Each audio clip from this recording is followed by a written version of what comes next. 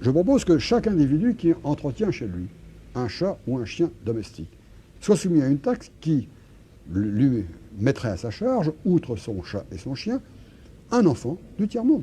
C'est-à-dire qu'il paye la quantité de protéines nécessaire à entretenir cet enfant.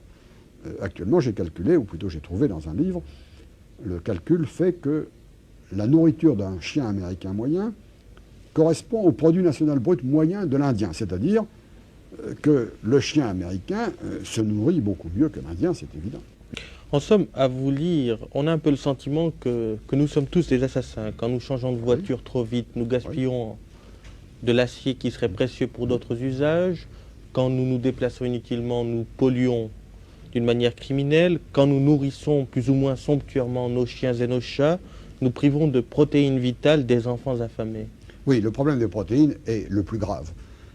En Afrique tropicale, d'où je reviens, en Nigeria, la doctoresse spécialiste de la nutrition à l'université d'Ibadan me dit « Le drame de nos enfants, c'est 1 à 5 ans, malnutrition protéique. » Pourquoi 1 à 5 ans? Jusqu'à 1 an, ils ont le lait maternel, donc ration de protéines suffisante. À partir de 5 ans, et je l'ai vérifié dans tous les villages où je suis passé, aussi bien en Nigeria qu'en Haute-Volta, ils sont tous des petits chasseurs. On voit tous dans leur poche, à ces bambins de 5 ans, une petite fronde.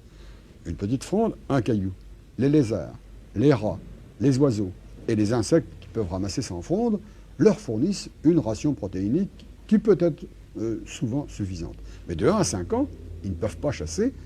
On leur donne la farine de manioc ou d'igname, donc des rations totalement déficientes, et c'est là qu'on compromet le développement normal de leur cerveau. Or, les protéines pour nourrir ces gosses existent.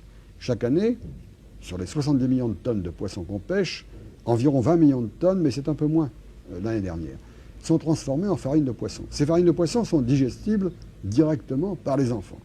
Et il existe 30 millions de tonnes de tourteaux oléagineux, ou même plus, surtout tourteaux de soja venant des États-Unis, tourteaux d'arachide, qui sont donnés à notre bétail. Or, le soja en Chine est le principal aliment protéinique. On fait des fromages de soja que tout le monde consomme et qui permettent à ce pays qui ne connaît presque pas le lait d'avoir une ration correcte en protéines. Le tourteau d'arachide, tout le monde chez nous en mange.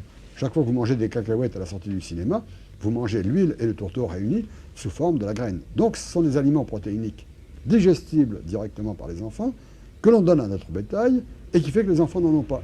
Or, la quantité de protéines qu'il faudrait fournir à ces gosses est absolument minime. Quelques grammes de farine de poisson par jour suffiraient. Encore faut-il les acheter, parce que si ces protéines vont à notre bétail, c'est parce que nous, les acheteurs de ces produits du bétail, avons de l'argent pour acheter les produits qui en sortiront, et ces gosses-là n'ont pas d'argent.